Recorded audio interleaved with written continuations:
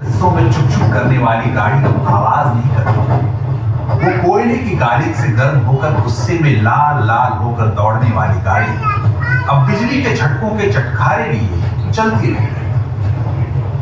कभी सन 1843 में बरतानिया हुकूमत भारतीय रेलवे के लिए मनवाते हुए लॉर्ड डलहौजी ने कहां यह सोचा होगा कि ब्रिटिश राज की खिदमत और हिंदुस्तानियों पर सैनिक ताकत बढ़ाने के लिए बिछाई जा रही ये पटरियां एक दिन हिंदुस्तानियों की नब्ज की तरह काम करेंगी। पहले कभी व्यापार और सैनिक गतिविधियों के लिए इस्तेमाल होने वाली रेलवे धीरे धीरे आम हिंदुस्तानी की रोजमर्रा की जिंदगी का हिस्सा।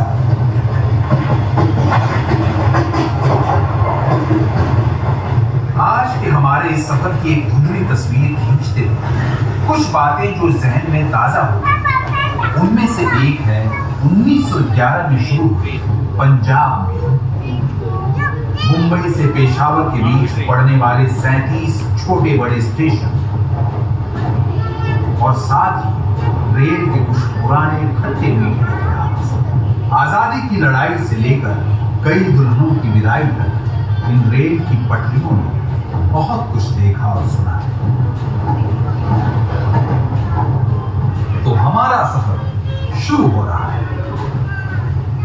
आप इस समय पेशावर के ऐतिहासिक स्टेशन पर हैं। किसी पुराने जमाने में सनातनी सभ्यता और वेदों में इसे पुरुषपुरा नाम से जाना जाता रहा।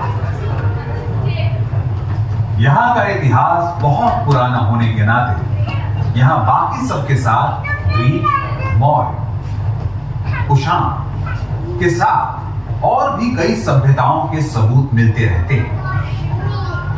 राजे, रजवाड़ों, हुकूमतों और सल्तनतों की लड़ाई के बीच पेशावर आज के इतिहास में मशहूर रहा है गांधी जी के पद चिन्हों पर चलने वाले गफ्फार खान साहब के अहिंसक आंदोलन के लिए, जो उन्होंने बरतानिया हुकूमत के भेदभाव वाले कानून के खिलाफ किस्सा खवानी बाजार में किया और हुकूमत को वो कानून वापस लेना पड़ा। पेशावर के जायकों में बस जंग आजादी ही नहीं और भी जायके मशहूर हैं। यहाँ के मशहूर जायकों में आपको नमक मंडी कढ़ाई, दमपुख और चकली कबाब जैसी खास वानगियां दीवाना करने का मादा रखती हैं। बात दीवानगी की तो सिनेमा का जिक्र होगा ही। राज कपूर और दिलीप कुमार जैसे बॉलीवुड के कई बड़े कलाकार हैं जिन्होंने पेशावर से मुंबई का सफर तय किया और सिनेमा के हर क्षेत्र में नए आयाम हासिल किए। खैर, सिनेमा और जायकों से आगे बढ़ते हैं और शाहदरा बाग को जान लें। मुगल कारीगरी और वास्तुकला के साथ रावी के किनारों की मिट्टी की महक आपकी रूह तक को खुश कर दिया करती है। शाहदरा बाग में मौजूद जहांगीर और नूरजहां का मकबरा इतिहास के एक बेहद खास दौर के गवाह है। अपने सफर पर आगे बढ़ते हैं और मजा लेते हैं इन लहलहाते खेतों का जिन्हें देखकर मन तरोताजा हो जाता है। शाहदरा बाग से थोड़ा आगे चलकर मिलती है ये जगह, ये लाहौर है। इस शहर के बारे में लोक भाषा में एक कहावत बड़ी मशहूर है, जिनने लाहौर नहीं देखा वो जमिया है। मतलब जिसने लाहौर नहीं देखा उसने तो जन्म ही नहीं लिया।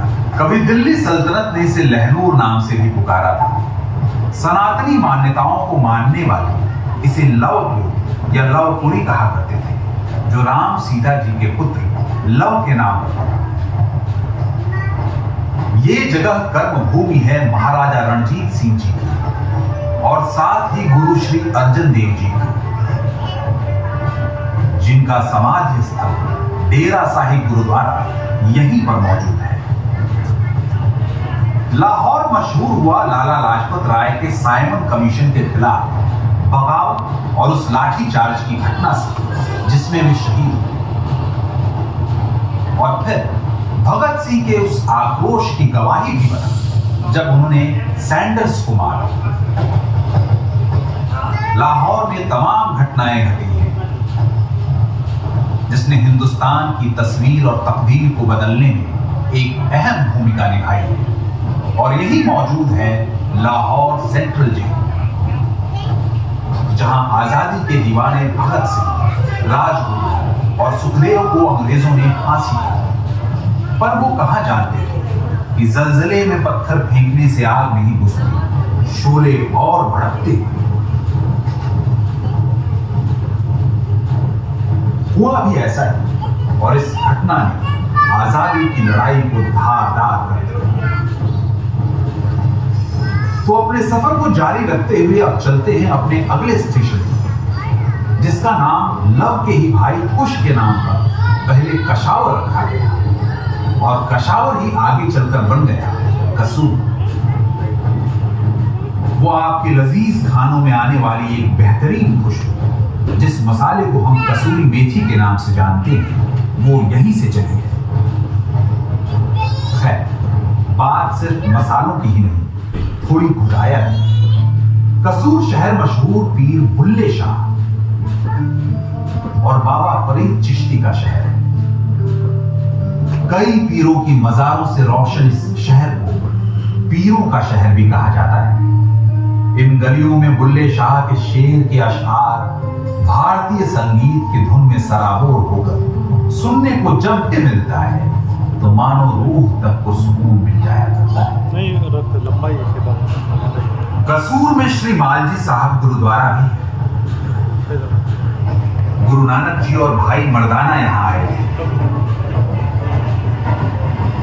और जिस पेड़ के नीचे वे बैठे थे उसे माल कहा गया, जिसके बाद यही बने गुरुद्वारे का नाम रखा गया श्री मालजी साहब। सिख मान्यताओं के अनुसार गुरुद्वारे में अभी भी वो पेड़ है जहां गुरु नानक जी बैठे थे।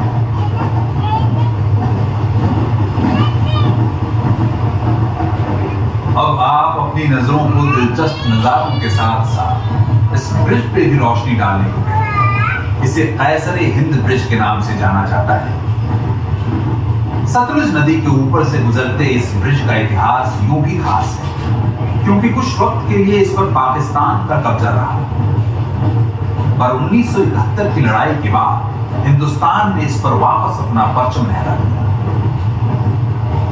अब जब आप यहां से गुजर ही रहे हैं तो बता दें कि अब आप इस सफर के एक बेहद खास पड़ाव पर हैं, और ये है पंजाब के फिरोजपुर में लगता एक गांव जिसे लोग हुसैनी वाला के नाम से जानते हैं। इसका नाम एक मुस्लिम पीर गुलाम हुसैनी वाला के नाम पर आबाद है। यहाँ की आबो हवा में भगत सिंह, राजगुरु और सुखदेव को याद करता हुआ शहीदी स्मारक है, पर आज यहाँ बनी समाधि अपने मुल्क की आजाद हवा में सांस लेते हुए मुस्कुराती है। और ये वही जमीन है जहां से क्रांतिकारी बटुकेश्वर दत्त की आखिरी विदाई हुई। इस जमीन ने 65 और 71 के दर्द को भी बखूबी झेला है। इसके बिल्कुल बराबर से लगता हुआ बॉर्डर के उस तरफ एक गांव है जिसका नाम एक सिख फौजी सरदार बहादुर रिसलदार मेजर गांधा सिंह दत्त के नाम से बताओ गांधा सिंह वाला रोशन है। बात जब सन 65 की हो ही रही है तो उससे कुछ साल पहले की भी हो जानी चाहिए। दरअसल बात है सन 1961 की।